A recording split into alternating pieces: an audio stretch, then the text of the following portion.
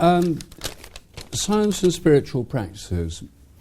We're in a new situation today.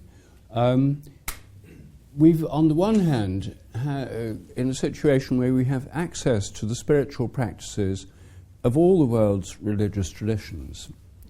A few generations ago, people hadn't heard of them, and the Theosophical Society did pioneering work in introducing people in Europe to Eastern practices like meditation, which most people had not heard of before.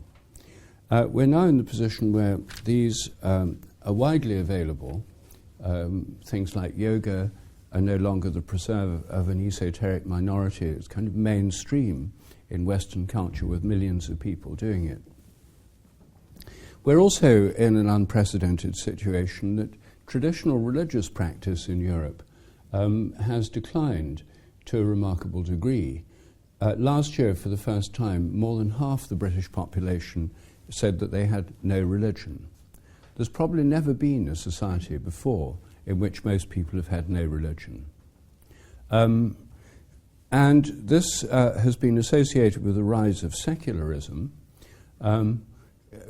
much of which is anti-religious, or at least it's meant to be neutral to religion, but a lot of it is actually anti-religious. But despite that, the number of actual card-carrying atheists in the population in Britain is not that large. It's about 13%. It's more than the number of people who regularly attend religious services, which is about 5% now in Britain. But the majority of people are somewhere in between. Many classify themselves as spiritual but not religious, or as non-practicing religious. So we're in a very unusual situation. All traditional religions have had a whole wide range of spiritual practices that are just part of what they do. When people stop going to church or synagogue or mosque or temple or whatever, then they usually cut themselves off from all these traditional practices. It doesn't mean they can't do them, but it means they're no longer just part of their way of life.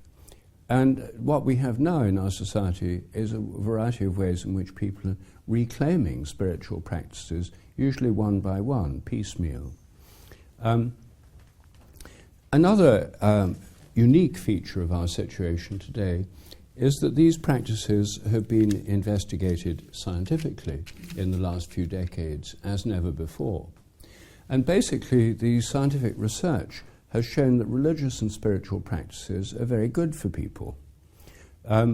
Recently, in 2012, the second edition of the Handbook of Religion and Health, a monumental summary of research in 2,800 peer-reviewed papers, comes up with very clear conclusions. About 4% of those studies showed negative effects of religion, and that was mainly for people who came from situations of religious conflict or who felt very guilty and belonged to religions that made them feel even more guilty. But the great majority of these studies showed enormous beneficial effects. People who had religious or spiritual practices basically were healthier, lived longer, and happier. So there's now a great deal of scientific evidence that these practices can confer great benefits. That's not a surprise to people who've been doing them for years or who are part of various religious traditions, because it's always been believed that they give these benefits. But for people in a secular world, it is a surprise, because old-style atheism, militant anti-religious sentiments, dismissed not only religion but spiritual practices as a waste of time, if not actually harmful. Well, it turns out that they're not actually harmful at all. And the situation we're in today is that many atheists and secularists are actually taking up spiritual practices themselves. The atheist philosopher Alain de Botton wrote a book a few years ago called Religion for Atheists, in which he argued that atheists are missing out on the benefits of all these practices and that their lives are greatly impoverished. Compared with religious people who go to church and sing together on Sundays, Most atheists don't sing together. They may join, a few may join community choirs, but basically that's not part of their life. They no longer have the sense of community, no longer a regular connection with sacred places, no longer go on pilgrimages, no longer give thanks before meals, no longer have channels of expressing gratitude. And of course they can take up these things, and he indeed suggests ways in which they can. He thinks that atheists ought to have an atheist temple, and he's planning to fund one himself. Since he inherited a £200 million trust fund, it's well within his capacity. He thinks that atheists ought to have love feasts or agapes, so he's planning to institute those. He thinks atheists ought to have sermons, because sermons are talks that help you, that are designed to help you lead a better life, whereas lectures are just about facts. So he's instituted a series of Sunday sermons for atheists in London. I don't know how popular they are, but I'm a regular churchgoer myself, and I personally appreciate sermons, and they're of a fairly high standard in the Church of England today. But I also like the singing and the ritual and the liturgy. I'm not sure that I'd go if it was just a sermon. He also points out that traditional religions encourage people to cultivate virtues and avoid vices. And he points out that in say, medieval chapels and churches, you see pictures of the 7 deadly sins and representing the 7 cardinal and Christian virtues. And he points out that in a secular world, there's no model for virtue. The most that people can model themselves on are pop stars and film stars and so on. And they're not even aware of the 7 deadly sins. And yet, although the secular space is supposed to be neutral, in fact, there's every inducement to all 7 deadly sins. Gluttony, food adverts all over the place, and a massive obesity epidemic. Lust, plenty of encouragements to lust, and vast amounts of pornography flooding the internet. Envy, the advertising industry is based on encouraging envy, and so on. So he shows that there's a need to try and recover these practices, even for committed atheists like himself. Meanwhile, Sam Harris, one of the militant new atheists in America, author of The End of Faith, has now taken up meditation in a big way and is now giving online meditation courses. Susan Blackmore, one of our homegrown public atheists, is also a keen advocate of meditation.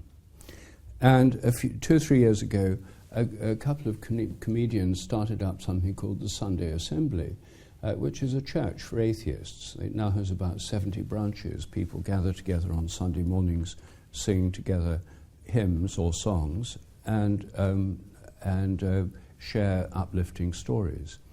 And they're now trying to rebrand it, no longer calling it an atheist church, but saying that what they are representing is mystical humanism. These are all very interesting shifts in our culture. And this is the context in which I've written this book, Science and Spiritual Practices. In this book, I deal with 7 different spiritual practices. There are many more than 7, but I couldn't do them all in one book. So it's a selection of spiritual practices, all of which have been investigated scientifically. The 7 I cover in the book are meditation, gratitude, connecting with nature, relating to plants, singing and chanting and music, rituals, and pilgrimage. These are all things I practice myself, and so they're all things I have personal experience of. And they're also ones where science has some light to shed on these. I don't have time this evening to go through all 7, so I'll have to be selective in what I talk about. But I'll start with gratitude. Gratitude is part of all religious traditions, There are lots of hymns of praise and thanksgiving. The Jewish Psalms are full of expressions of gratitude. All religions encourage gratitude, and it's part of the practice of all religions. Traditional Christian societies involve saying grace before meals. In my college in Cambridge, Clare College, every night to this day before dinner, a gong rings, everyone stands up, and there's a long Latin grace that's read out. And that's true of many other traditional institutions in Britain. So this has been a very traditional practice. This has now been investigated by positive psychologists. And for those of you who haven't heard of positive psychology, just in a nutshell, this was a movement that started about 30 years ago within psychology. And the positive psychology movement was an attempt to investigate what makes people happy, as opposed to traditional psychology, which is more about what makes people miserable. It's not surprising, really, that psychotherapists tend to see people who've got psychological problems. They're miserable in one way or another. So the emphasis of people like Freud was on what makes people miserable, neurotic and obsessive and so on. The positive psychologists had the original idea of trying to find out what makes people happy. And what they did was they started off by getting lots of people as volunteers. They equipped them with pagers, and they, at random times during the day, the pager went off and people had to write down what they were doing and how happy they felt on a 1 to 9 scale. What they found out was that, of course, people's happiness and mood shifted throughout the day depending on what they were doing. But when people felt most happy, it was when they were doing things that put them in a state of flow. They felt they were flowing with what was happening. Lots of things could bring about that state of flow. One was dancing, singing, a good conversation, being absorbed in work, playing sports. There were a whole variety of states put people in a state of flow, and in those states they felt happy. And one of the things that made people happy was a kind of flow, which is thanksgiving, giving thanks. Gratitude is an acknowledgement of what has flown into us as a gift from the universe or from other people, something we've been given. Giving thanks is like continuing that flow. Something comes in, the flow goes out. The opposite of gratitude is a sense of entitlement or taking for granted. Get something and just think it's your right, so you don't feel the need to say thank you to anyone. That blocks the flow, and people like that are generally unhappy. They did a big survey of people's attitudes, and they found that that happy people were grateful people. Ungrateful people were, generally speaking, unhappy. People who had a sense of entitlement, who complained, were less happy than people who felt grateful for what they had and gave thanks. Then the critics said, well, of course, these happy people are grateful. They're grateful because they're happy. So they then did some experiments to find out, are they happy because they're grateful or grateful because they're happy? So to do they did actual experiments of the kind that psychologists do. They divided random groups of volunteers into 3 groups, randomly selected 3 groups. One group was asked to write down all the things that had gone wrong in the previous week, the hassles they'd confronted. Another group was asked to write a story about things that had happened in the previous week. And the third group was asked to make a list of all the things for which they felt grateful in the previous week. And the ones who did the simple gratefulness exercise were measurably happier for days afterwards than the others. Their most successful experiment was where they asked people to write a letter giving thanks to somebody who'd helped them in their life who they thought they'd never properly acknowledged, and then go to that person and read them the letter. People who did that were measurably happier for 2 months afterwards. It was a very big effect. So what they showed is that gratitude actually makes you happier. It also makes you more liked, people who are grateful are more popular than people who complain all the time and who are miserable. Not surprising, really. I mean, in a sense, it's science proving the obvious.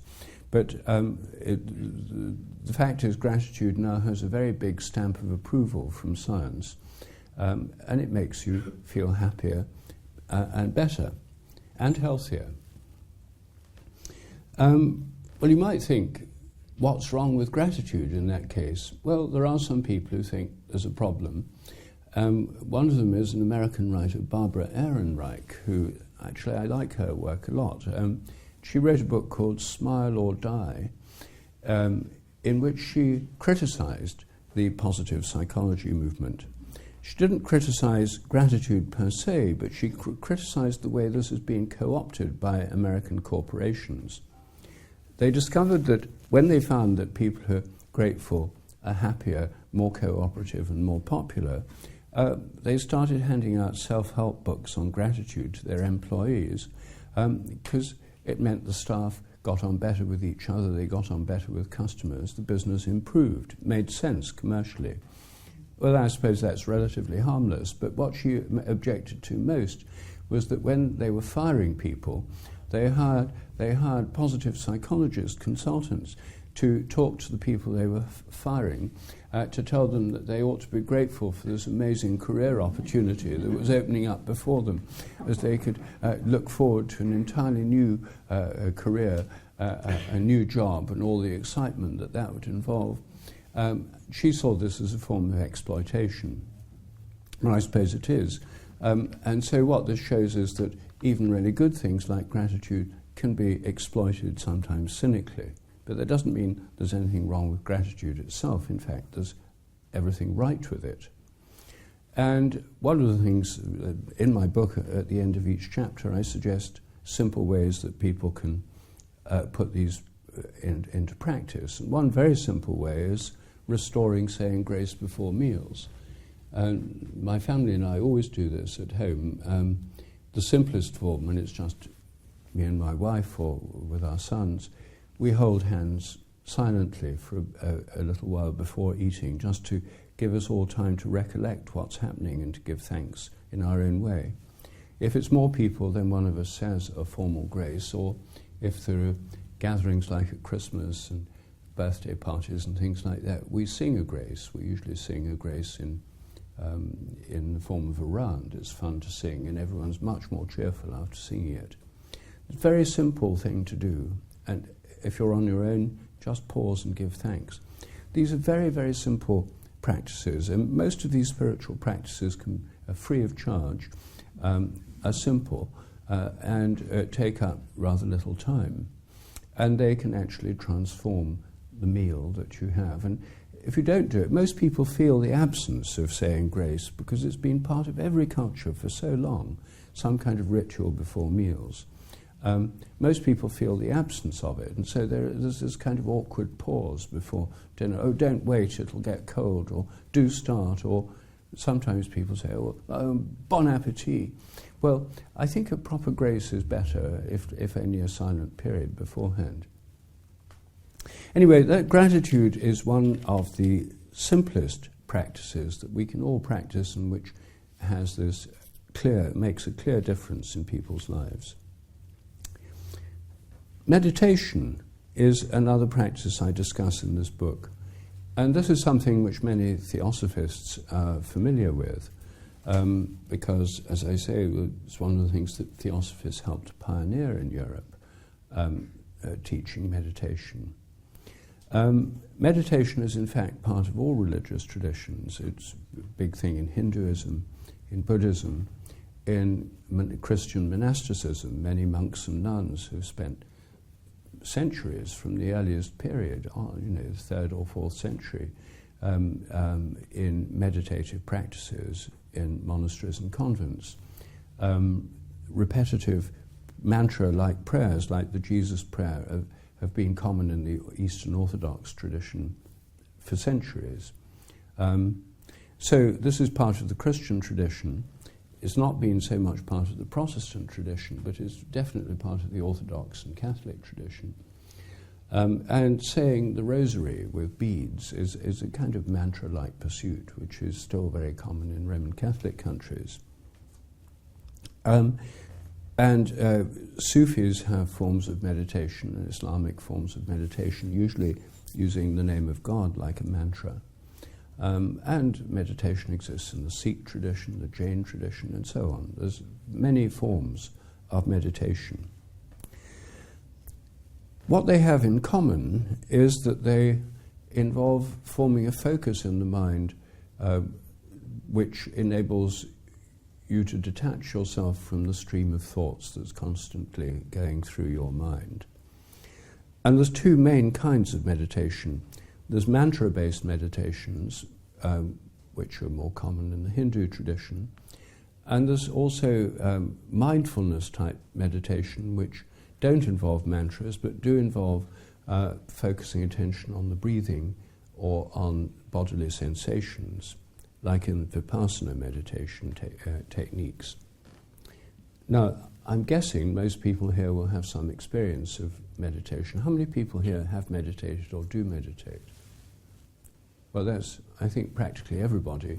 So I don't need to tell you what it's like, because you know for yourselves. But let me just summarize what these two techniques do. I mean, the mantra one, by returning to the mantra as thoughts flow through the mind, enables one to come back to a focus which is different from the flow of thoughts in which we so easily get absorbed, ruminations and fears and anxieties and so on.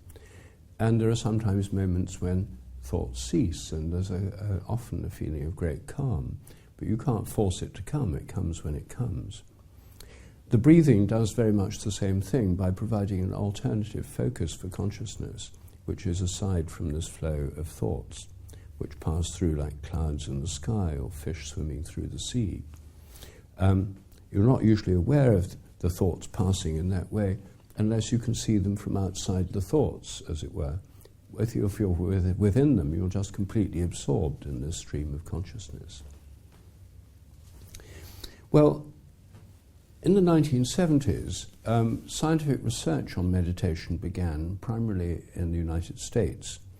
And there were two main lines of research. One was started by Herbert Benson, who was at Harvard Medical School.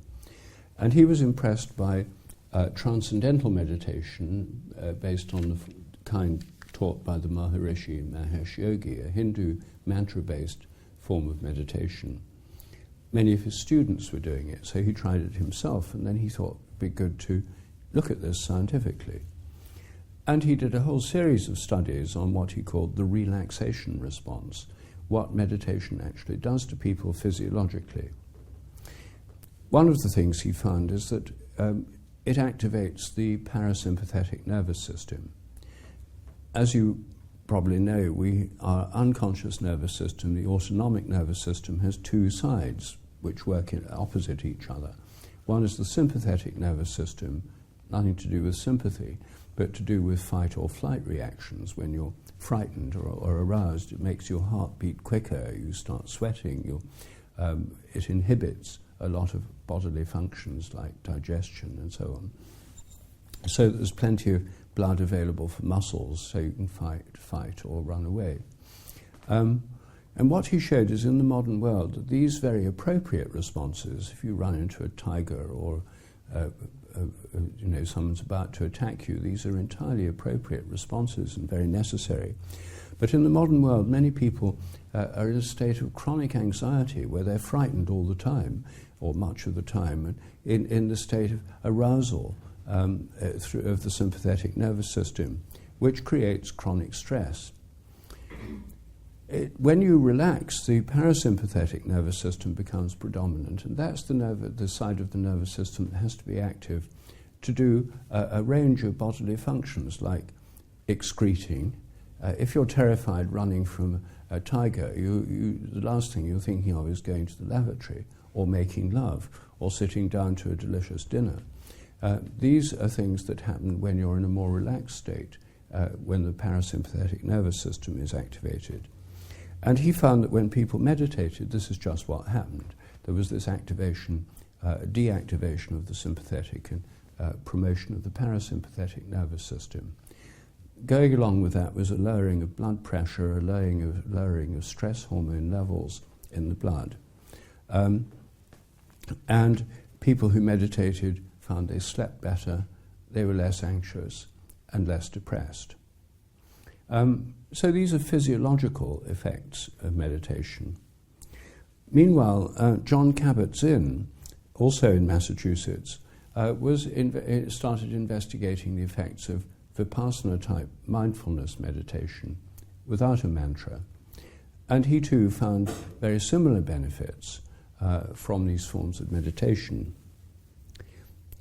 Later research then involved studying the brains of meditating Tibetan monks who'd had thousands of hours of meditation experience, and found that different parts of the brain lit up in their brains from normal people or from novice meditators. Even certain parts of the nervous system were better developed.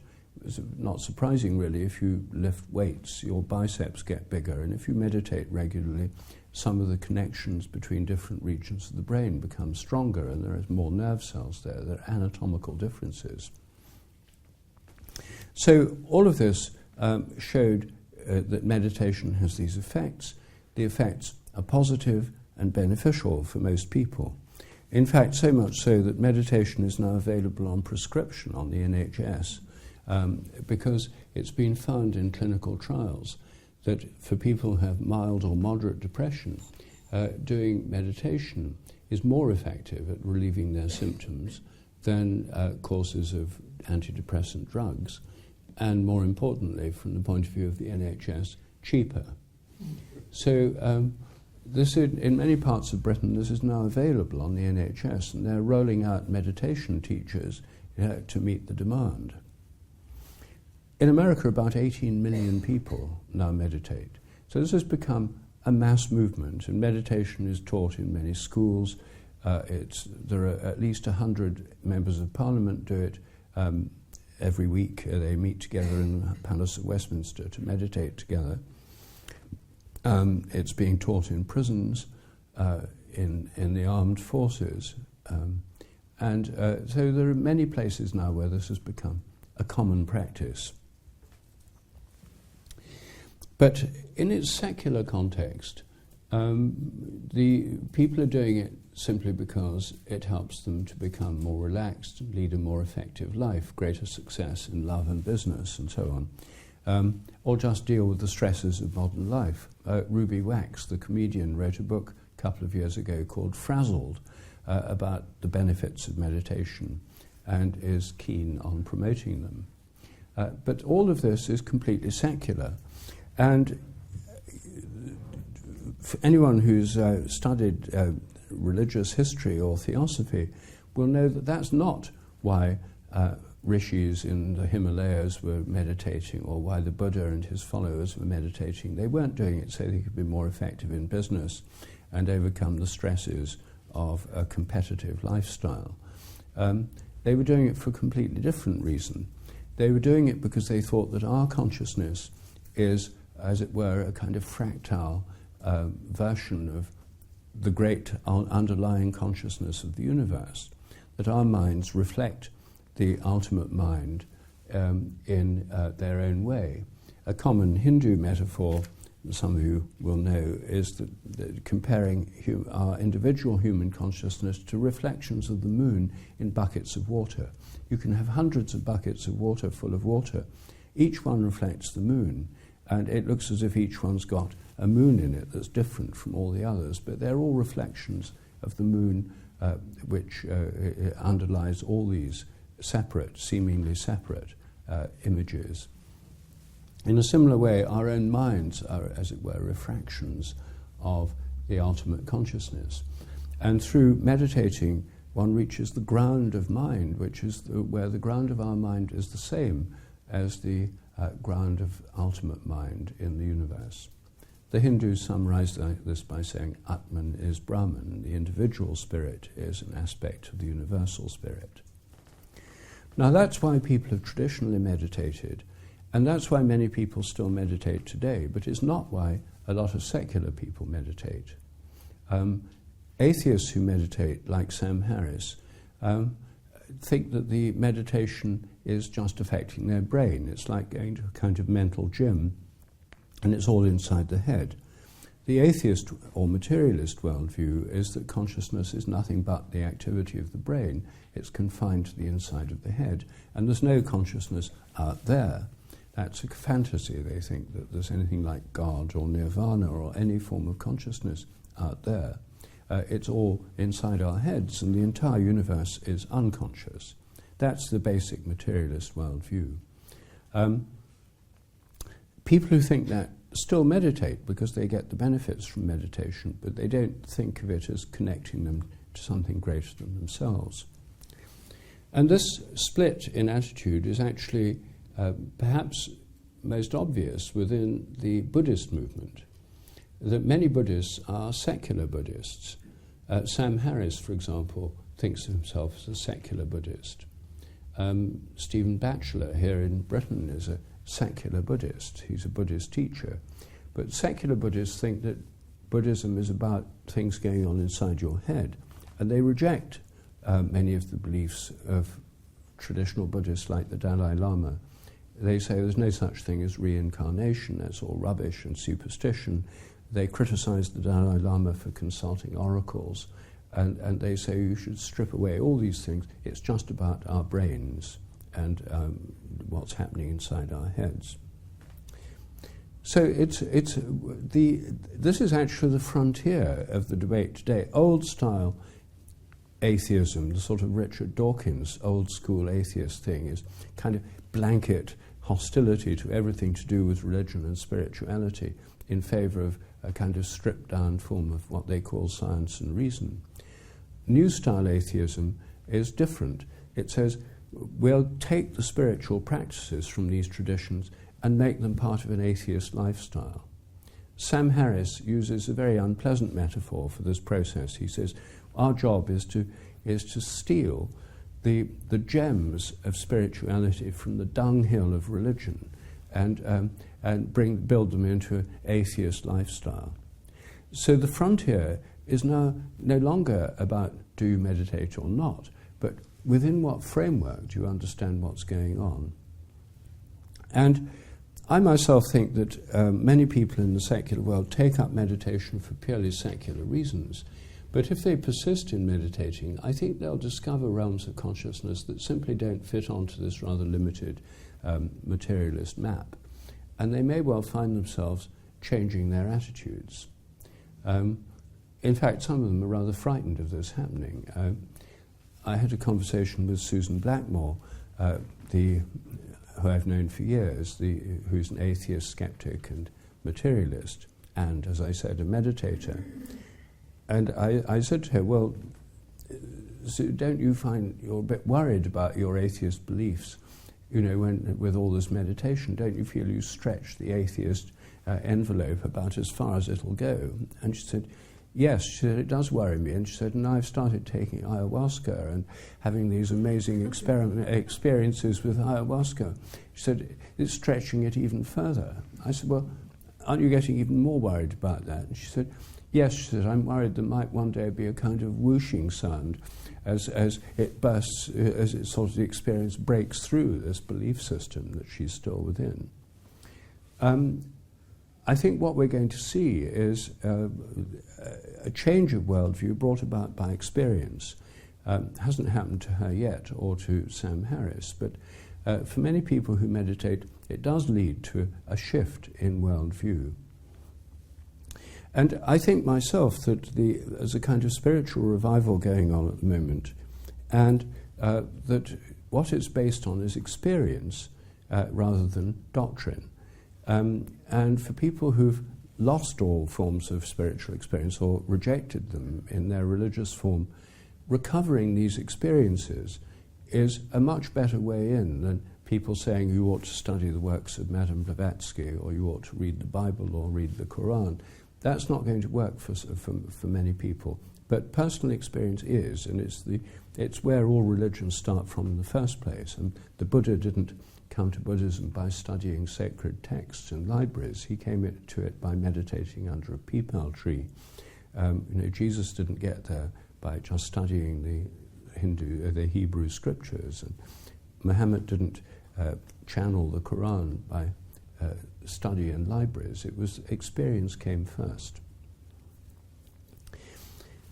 Well, the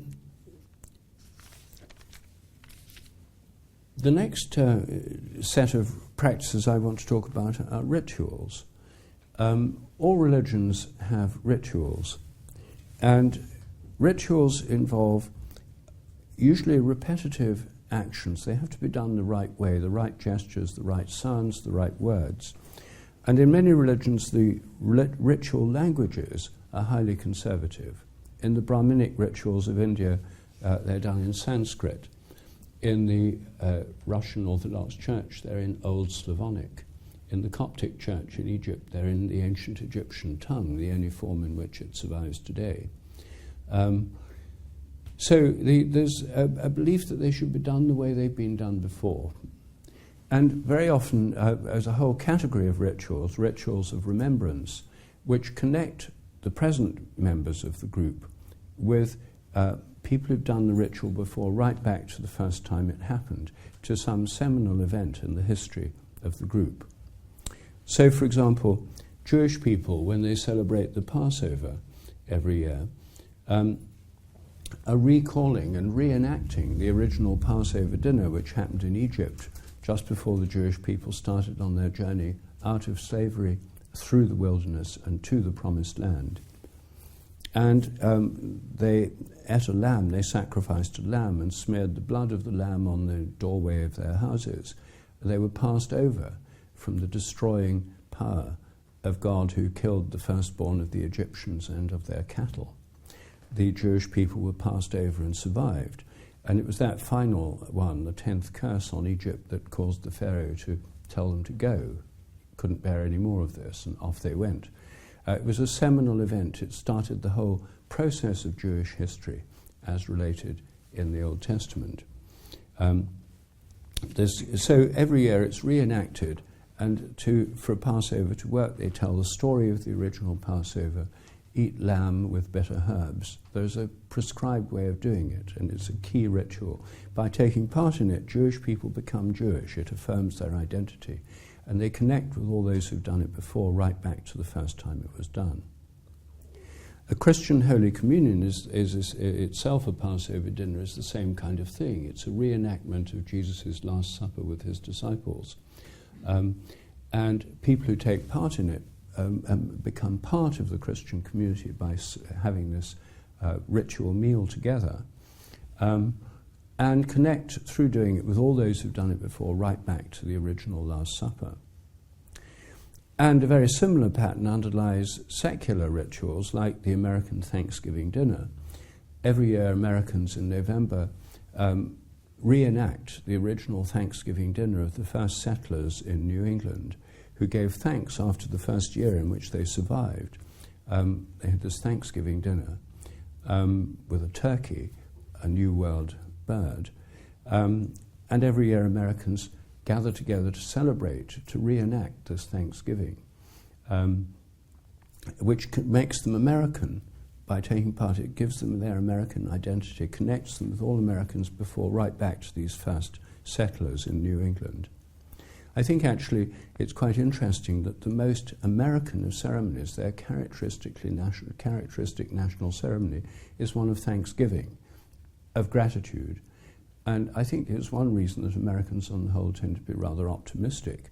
It's an extraordinarily interesting thing that that's their principal sign of national identity, is Thanksgiving. We don't have anything quite like that here in Britain. So why is it that rituals have this conservative quality, and why is it that they seem to connect people across time? Well, my own hypothesis for this is based on my ideas about morphic resonance. Some of you know about morphic resonance, others may not. So I'm going to summarize it very briefly, morphic resonance in a nutshell. Morphic resonance is the idea of a memory in nature. What I'm proposing is that the so-called laws of nature are more like habits, and that each species has a kind of collective memory, such that each individual draws upon it and contributes to it. This hypothesis is not unlike the theosophical idea of the Akashic record, the idea of a memory within nature, which itself is based on the idea of a memory in nature in Hindu and Buddhist philosophy. In Hindu and Buddhist philosophy, the idea of a memory in the universe is totally mainstream. In Western science and philosophy, it's an outrageously shocking idea, because our science is based on the idea that nature is governed by fixed laws that were all there at the moment of the Big Bang and have not changed since. There's no memory in the Western materialist view of nature, but Hindu and Buddhist philosophy have memory as an intrinsic part of them. Well, my hypothesis of how it works is morphic resonance, the idea that similar patterns of activity resonate with subsequent similar patterns of activity. The transmission of memory across time is based on resonance across time, based on similarity. The theory predicts, and there's evidence to support it, that if you train rats to learn a new trick in London, rats all around the world should be able to learn it quicker thereafter. If you crystallize a new compound in London, then that same compound should crystallize more easily and more quickly everywhere else in the world thereafter. I summarize this in my books, A New Science of Life and The Presence of the Past, together with the evidence. I've talked about it here before. I don't have time to go into it in more detail this evening. This is just a very brief summary. But the reason I mention it is because this sheds a new light on rituals. In rituals, people are deliberately doing things in a similar way as possible to the way it was done before. The right kind of incense, the right kind of food, the right gestures, the right words in the ancient liturgical language. And this sets up precisely the conditions that would be needed to bring about morphic resonance. So I think through rituals there's literally a presence of the past, a connection with those who've done it before, right back to the first time it was done, which is exactly what people think is happening in rituals. And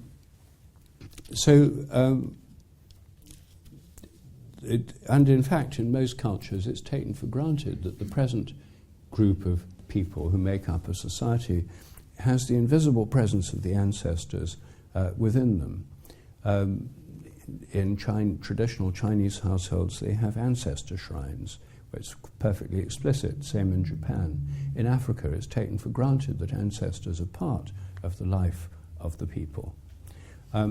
Here, on the whole, people ignore the ancestors apart from a few photos on mantelpieces, but we do have proper ancestral ceremonies like All Souls' Day, the Day of the Dead, November the 2nd, which is celebrated in Catholic and Anglican churches, and the eve of the festival, Halloween, is celebrated by children. But for most people it's been hollowed out, and there's no longer that direct ritual connection with the dead.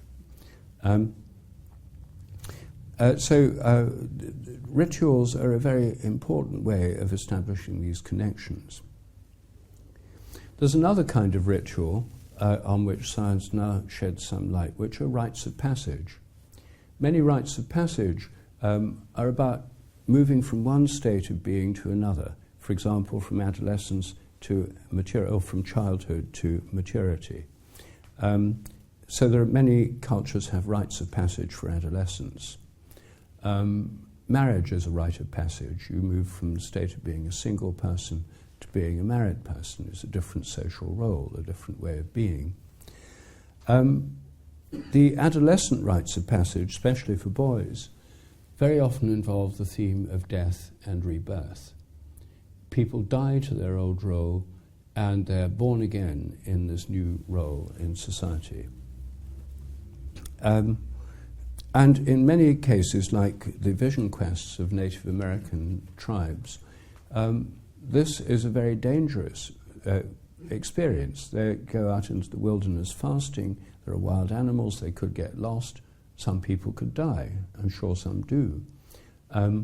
So it is a death and rebirth experience. Sometimes they involve trials by ordeal, extreme pain and suffering, going very close to the borderline of death. Now, we know something about what it feels like to go to the borderline of death, because in the modern world there's been a lot of research on near-death experiences. Everyone here, I'm sure, has heard or read about them. Some of you may have had them. They're more common than they've ever been before, thanks to modern medicine and coronary resuscitation. Never before have so many people had near-death experiences through accidents, heart attacks, and so forth. And what this research on near-death experiences shows is that for many people who have them, there's a fairly common pattern. People float out of their body, they see themselves from above, with people looking out, nurses and doctors looking after them, for example. Then they often feel themselves going through a tunnel, and they emerge into the light, where they feel a state of grace, light, love, peace. And they often meet beings of light, sometimes deceased ancestors, sometimes beings of light, sometimes Jesus. Depends on their religious background. But there's many common features here. And then, of course, because it's a near-death experience, they feel themselves pulled back and they find themselves back in their body. And what they say is they've died and they've been born again. They've come back to life after dying. So it's a near-death experience. Well, I think that some initiatory rituals are designed to induce just such near-death experiences. And for people who've had them spontaneously, many people in the modern world, they're generally speaking transformative. Most people who've had these experiences say that it's changed their life. And studies of people who've had them have shown that people who've survived these near-death experiences are very often much more spiritually minded. They often lose the fear of death. They become more motivated to help others. Their lives are transformed by something that may have taken 5 minutes. So we now know that they're very transformative. If they could be induced ritually in rites of passage, these transformative effects could be brought about, as it were, on demand. And I think that's exactly what many rites of passage do. And the most familiar one in the Western context is baptism. John the Baptist, as described in the Bible, was carrying out rites of initiation for people on a large scale. Those were people all over Palestine were flocking to the banks of the River Jordan, where John the Baptist was immersing them by total immersion. And people who had that experience found their lives were completely transformed. Now, the usual interpretation of this is that it was just symbolic of death by drowning, inducing a death experience by drowning, a near-death experience by drowning. But why have a just symbolic experience if you can have the real thing? It only takes about 2 minutes longer. And I think that John the Baptist was a drowner. I think he was actually holding people under long enough to induce a near-death experience. I probably had a team of helpers on the bank to help with the resuscitation, and then the next one could come along. Jesus himself underwent this rite of passage and initiation with John the Baptist, and it transformed his life too. It was the beginning of his awareness of his ministry and his role in life. Of course, John the Baptist may have lost a few, and it was before health and safety legislation or liability litigation. But people thought this was a truly important, vital thing. They probably went into it with their eyes open. It's risky. The whole point is a near-death experience is risky because you could actually die. Well, within a few generations, the early Christians had abandoned baptism by total immersion, except for a few new converts. Babies born to Christian families were baptized symbolically by sprinkling of water over them, infant baptism. But one of the wilder and more exciting aspects of the Protestant Reformation in the 16th century was a revival of this practice by a particularly enthusiastic sect called the Anabaptists. Ana means again, or back to. And the Anabaptists read the Bible and they said, that's how people did baptism then, that's how we should do it now. And so they started baptizing people by total immersion here in Britain and in Germany and elsewhere in Europe. So the Anabaptists reinstituted this kind of rite of passage, this initiation rite. And the Anabaptists, unlike most Christians at the time, went round saying they'd died and they'd been born again. They were filled with enthusiasm, literally means en theos, God within. They were dismissed by more moderate Christians as being enthusiasts. Enthusiasm was a derogatory term, because it meant they went round, they were preaching on street corners saying, turn to the light, die and be born again, undergo baptism. They were unpopular with both regular Protestant and Catholic churches, and they were persecuted in Europe, which is why most of them in the 17th century went to America to escape this persecution. And they gave rise to a number of churches in Europe which were continued in America, the Mennonite Church, for example, and the Baptist churches. And of all the churches, of all the Christian churches, the ones that maintain this rite of baptism by total immersion, it's the Baptists. And they're the ones that go on all the time about, have you died and been born again? Are you born again? Born again Christians are Baptists. And for them, I don't think it's a metaphor. I think it's, at least for the earlier ones, it's an experience. I'd love to see a detailed survey of present-day Baptist practice in Europe and America. I imagine that by now they are afraid of liability litigation, and health and safety regulations have probably caught up with the Baptists. But I think it makes most sense of that whole movement to think the early stages, at least in the 16th and 17th century, they rediscovered the power of this rite of passage and initiation. In our present society, we have very few rites of passage, and people constantly reinvent them. Gangs reinvent them. People, to join gangs, often have to go through trials by ordeal, often horrible ones involving killing people to prove they're a worthy member of the gang. But in a less destructive way, I think that many adolescents or young people in our modern world undergo uncontrolled, unorganized, often chaotic and often dangerous rites of passage through taking psychedelic drugs. And some psychedelic drugs induce death and rebirth type experiences.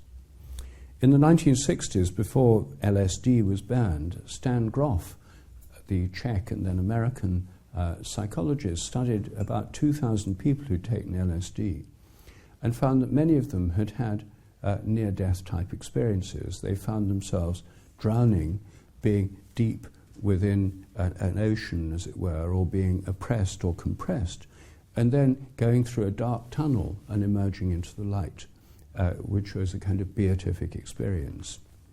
He interpreted that as reenacting the birth process through the passage through the compression in the womb at childbirth, through the birth canal and into the light. And I think this way of understanding near-death experiences is a very interesting one. Some people might think Stan Grof's account is fanciful. I don't think so myself, because I actually had just such an experience in 1971 when I first took LSD. And there are other drugs, high doses of ketamine, and the most powerful of all psychedelics, DMT, dimethyltryptamine, often induce near-death experiences. So many people who've taken psychedelics are very moved by their experiences. They find them life-transforming. And for many young people, they're a kind of spiritual awakening. I think they're the main form in which people experience spiritual awakenings, at least young people, in our society today. But because they're illegal, and because they're not part of our traditional religion, and they're certainly not part of the official educational system, They happen under most unsuitable circumstances very often, and sometimes susceptible people become psychotic or even develop mental diseases as a result of doing them. There are, however, situations in which they're taken in a more responsible way, in a more transformative manner. For example, in the psychedelic churches of Brazil. There are several psychedelic churches in Brazil now. One is called Santo Daime, another is called União do Vegetal, which are based on taking the psychedelic mixture ayahuasca as a kind of sacrament. I suppose it was inevitable that they should emerge. If you send Christian missionaries to places where shamanic cultures traditionally take psychedelics, it's only a matter of time before psychedelic Christianity emerges as the product. That's happened in Brazil. It's happened in the southern part of the United States with the Native American Church, which uses peyote, which contains mescaline, as a sacrament. And these churches are now legal in Brazil and in many parts of the United States and in some parts of Europe. So it's now possible for young people to take life-transforming psychedelics with people who know what they're doing in a sacralized context. There are many psychedelic churches now operating underground in London, Oxford, Cambridge and other British cities. Of course, they're not advertised and they don't have websites because it's illegal. So it happens by word of mouth. And some people have called this a reverse missionary movement. Westerners sent missionaries to America, and now the missionaries from these churches are coming back, and they're mainly targeting young people. Well, you may think this is desirable or undesirable, but the fact is it's happening, and I think it's the rituals of rite of passage are very important ones, and if our societies don't provide suitable ones which are truly life-transforming, people will find them somehow or another, because they're just such a basic traditional part of human society and of growing up. Finally, I want to say a few words about pilgrimage. Pilgrimage is found in all religious traditions. Muslims go to Mecca and to Medina and to Jerusalem, to the Dome of the Rock. Hindus go to many sacred places in India and near India, like Mount Kailash, the river Ganges, the great temples, the source of the Ganges. Jewish people go to Jerusalem. And all over the world we find these pilgrimages. In traditional hunter-gatherer societies, and all our ancestors were hunter-gatherers until a few thousand years ago, the whole society had to move around in search of animals and food. They had annual cycles of movement. They were nomadic. The Australian Aborigines had what they called songlines, these journeys they went on, and it told the story of the places when they came back to them each year through singing the song.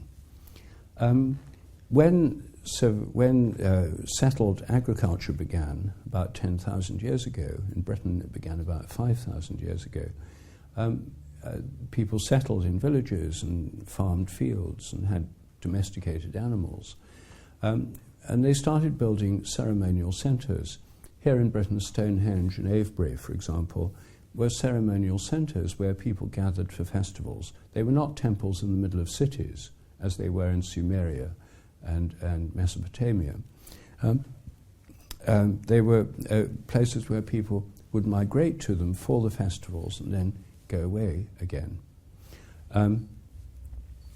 So this idea of pilgrimage to sacred places is rooted in much more ancient patterns that go back hundreds of thousands of years. And of course in Christian Europe, many of the ancient sacred places were Christianized. In Ireland, for example, the Holy Mountain, Croagh Patrick, is still a major place of pilgrimage. The Holy Lake, Lough Derg, is still a major place of pilgrimage.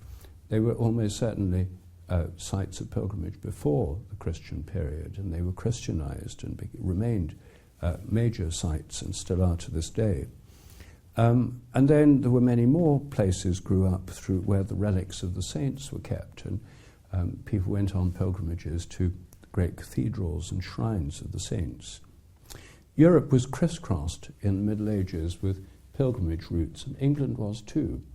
The main pilgrimage in England was Canterbury, as everyone knows from Geoffrey Chaucer's Canterbury Tales, set around 1380. Stories pilgrims told each other on the way to Canterbury as they set off from South London. And Walsingham in Norfolk, the Black Madonna of Walsingham was one of the great places in England too. So was Glastonbury Abbey. So was Hales Abbey in Gloucestershire, and many others. Well, all this came to a stop in 1538 with the Protestant Reformation. Thomas Cromwell, who worked with Henry VIII, issued an injunction against pilgrimage, banning all pilgrimage thereafter in England. The shrines were desecrated. The image of the Black Madonna was taken from the shrine in Walsingham and burned in a public bonfire. The wealth accumulated by these shrines was nationalised and became property of the king. And the monasteries that supported the pilgrims, that gave them places to sleep and fed them on their routes, were dissolved and privatised and given to private landlords. So the Reformation was a radical break in Britain and in Northern Europe, in the Scandinavian countries and in the Lutheran countries of Germany. All of them suppressed pilgrimage. And I think that this left a great void in the soul of the British, which is why a few generations later the British invented tourism. And I think tourism is best understood as a form of secularized pilgrimage. Tourists still had the urge to go to these great sacred places, but when they got there, they couldn't just say a prayer, because they think that they've risen above all that kind of superstition. They're modern Enlightenment-type people, educated people who don't go in for these simple-minded practices of the ignorant and the stupid. They still go to the great sacred places, the temples, the cathedrals, but when they get there, they have to pretend that their primary interest is in art history. Guides spring up to fill their heads with facts about when things were built and so on, the style of architecture, and they go in one ear and out the other. Because what they're really there for is they want to connect with the sacred places, but they can't. They can't kneel down and say a prayer or light a candle, because they're tourists, not pilgrims. In fact, better than secularized pilgrimage, I think tourism is best seen as frustrated pilgrimage. And this suggests an obvious paradigm shift from tourism to pilgrimage. Go as a pilgrim rather than a tourist if you're going to visit a sacred place. Go with the intention of praying when you get there, or giving thanks, or asking for something, and making an offering to the place. Go as a pilgrim, not a tourist. Interestingly, one of the symptoms of this revival of spirituality that's going on in the modern world is the revival of of pilgrimage. Everyone's heard of the great pilgrimage to Santiago de Compostela in Spain. Most people don't realize that this is a fairly recent revival. It was one of the great pilgrimage places of medieval Europe, but the number of pilgrims fell off when pilgrimage was suppressed in the Protestant north. Then in France it was suppressed by the French Revolution, who abolished Christianity and installed instead the cult of reason in 1793 during the Reign of Terror. They closed the monasteries and forbade pilgrimage. In Russia, under the Bolshevik Revolution, pilgrimage and Christianity was suppressed, brutally in many cases. And all these things meant the number of foreigners going to Santiago decreased, and then the number of Spanish decreased until it was a mere trickle. It wasn't consciously revived till the 1980s, when a group of enthusiasts put together the infrastructure. They created places where people could sleep and get food along the route, because you can't do this without somewhere to sleep or to eat. And in 1987, the revived pilgrimage there had about 1,000 people walk to Santiago. Last year it was 300,000. It's a massive increase, and this has helped trigger off a resurgence of pilgrimage all over Europe. Here in Britain, in the last 2 years, there's been an extraordinary growth of a movement catalysed by the British Pilgrimage Trust, which is now reopening the ancient footpath pilgrimage routes to Canterbury and to other sacred places in England. The Pilgrimage Trust website, britishpilgrimage.org, now has about 30 or 40 ancient routes which have now been reopened. And a similar movement's going on in Ireland, in Scotland, in Wales, in Germany, in Scandinavia. The great pilgrimage route from Oslo to Trondheim, where the shrine of St. Olaf is, the patron saint of Norway, was reopened 10 years ago by the Crown Prince in Norway. It is now a major pilgrimage route in Scandinavia. So these are all very interesting and significant changes that are going on in Europe today. And it's a wonderful way to express a spiritual quest, to go on a pilgrimage. I've been on several myself, and I strongly recommend it. Check out the British Pilgrimage Trust website, and you'll see some of them are organised ones over just one day or weekends, or there are routes you can follow yourself. Before I finish, I'd like to mention I haven't spoken to this evening about singing and chanting as a spiritual practice. I think this is one of the most accessible and powerful, and it's one that works best in groups. Some of these others are individual, like meditation. Others are collective and have a great power in bringing groups together. This is something my wife, Jill Peirce, has been teaching for decades now. And I'm not going to talk about this evening because I was, as it were, outsourcing this to Jill. And there are several of her I brought some of her pamphlets, Healing Voice workshops, which she gives here in London. And she's had years of experience, and she gives wonderful workshops on how to sing and chant. And even if you think you can't sing, you can if you chant. So many people have recovered the power of their voice through doing these. And it's a very good way to do so. In fact, it's really Jill's work showing that ancient spiritual practices could be available to anyone, whether they're religious or not.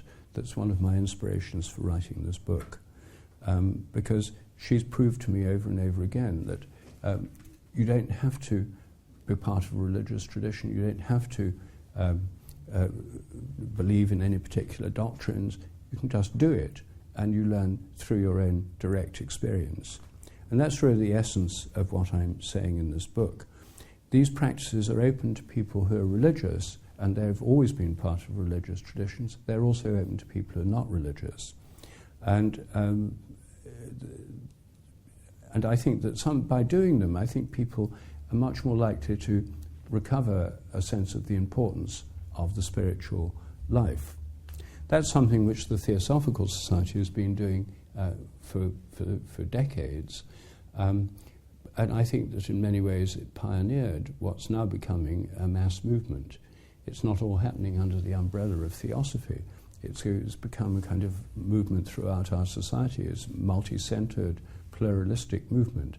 But it's a major transformation that's underway now. And I think it's got a lot further to go. Finally, I just mentioned that there are all sorts of unexpected ways this is happening. And I recently had a 1-hour conversation with Russell Brand, the comedian, who has now taken on a spiritual mission. Russell Brand was a heroin addict, an alcoholic, a sex addict. He underwent the 12-step program, as in Alcoholics Anonymous, and has now got this sense of the huge power of the Spirit to transform our lives. His recent book, a bestseller called Recovery, Freedom from Our Addictions, is the one way he's getting this message across. And as he says, it's not, are you an addict or not? It's, where are you on the addiction spectrum? You know, is it just Facebook? Is it too much TV? Is it excessive eating, too many carbs, etc.? There's many forms of addiction. And Russell Brand's now a man with a mission. And we had a conversation together about my book, Science and Spiritual Practices. And we got on extremely well. It's now gone viral, and it's been seen by about 500,000 people. And it's had an extraordinary effect. I mean, he reaches a lot of young people that regular religious organizations and the Theosophical Society and so on would never do. He's one further symptom of this extraordinary revival that's going on today. Well, that's all I want to say to summarize what are the themes of this book, and there's time now if you'd like to comment or ask questions. Thank you very much.